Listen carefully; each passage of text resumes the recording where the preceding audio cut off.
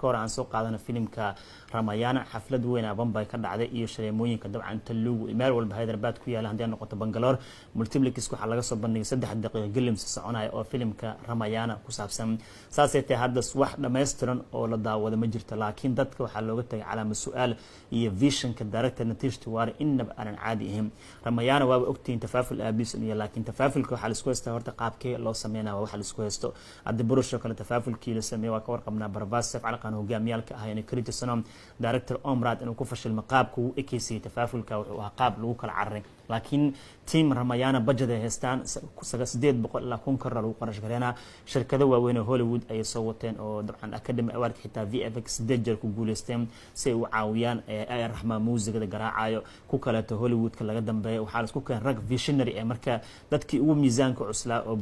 Hollywoodka midoobeen visionka ay soo saareen marka daawatidna unbelievable waa qaabka macnaha music background ee garaaceen dunida qayaaliga ee sameeyaan inaba caadi ma aha hogaamiyaha filimkan waa Ranbir Kapoor iyo doorkiisa uu matalayo waa ka warqabnaa Ramayana asaba hogaamiyaha kuwad ee Ranbir Kapoor oo self sorry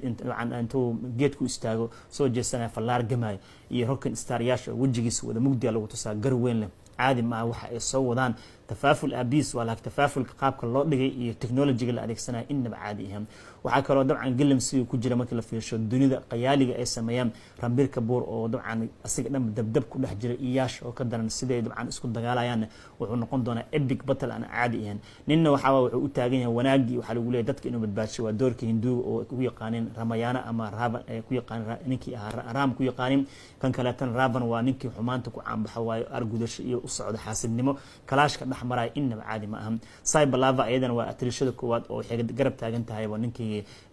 Ranbir Kapoor lamaantiisa ku matalaysan sita dhinaca kale tan sanadoolna waa jooga asigana Hanuman waayo uu matali doona midkii daanyaarka uu ka matali doona xoog badan doorka wuxuu jira Ranbir Kapoor garab siin doona marka how visionary loo sameeyay ayaa la isku haystaa tafaaful inuu la isku middan laakiin tafaafulka Hindu waxay taageen tafaaful qurux badan rabnaa sida uu maalin la sanadool dhahayna dhab markii loo fiiriyo tafaaful oo international sameeyna sida Avatar kale waxyaabaha loo sameeyo iyo hadda uu eegay qaabka wax loo dhigay laakiin let's wait and watch aan sugana 2026 soo baxay Diwali qaybta koowaad Barton wuxuu soo bixi doonaa 2027 clash ugu weyn ee Ranbir Kapoor yaash dhaxmaray ayaana filimka loo daawan doonaa ogaada rock star yaash filimka aan produceradu qayb ka yahay xitaa waxa loo bandhigay inuu matalo doorka ninka isha Ranbir Kapoor uu matalo doorka Ram laakiin wuxuu dhahay in aan wanaag matalo ma rabiyo wax ka duwan wax aan sameeyna qaatay that's why marka asaab doortay Ravan lacagta filimkan asaab wax ka bixinayo asaana doorkaas qamar jinnimada doortay marka waxay noqon doontaa wax aan caadi ahayn clashka dhaxmari doona Ranbir Kapoor iyo rock star yaash labada hogaamiye filimka sanadool dhanka Ranbir Kapoor garab siin doona Cyberlava Ranbir Kapoor atrisha u tahay kulay 3 daqiiqo wax soconaya waaye oo wax caadi ma arkaysid yaash Ranbir Kapoor istumay ma arkaysid halka Gilliams waxa ku dhex jira oo kaliya arkayo intuu geedku istaaga soo jeesanaya fallaar gamay yaash wajigiisa dabcan intuu wajiga dhan gar weyn laho marba u hogsan hal dhinac laga tusay inta kale laakiin waxa la sameeyay wax qayaali oo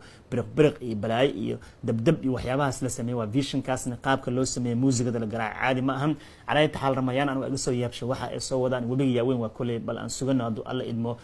ديسمبر لو كنا تيلح أيون الصباح دو الله إدمو هذا مالها واحد ميمبر لقى سماه ماله ومركو تفاعل وقادريه وها فيرال وها عبرها بالشدة ميمبر على سماه كفتن إباشالي وكور قبل عند بروش مكل صوبني برفاس لو كرباشاي ميامي لقى سمينا يعني سبع على قام كدرنا طبعا كم دحلو سماه ميمبر وحول هاي كفتن بدن أو لقو باشالي كان لكن هذا واحد بدن وحامل ستين كين أدسي إلى الشينا وحوح كان قفل وليا بين قابك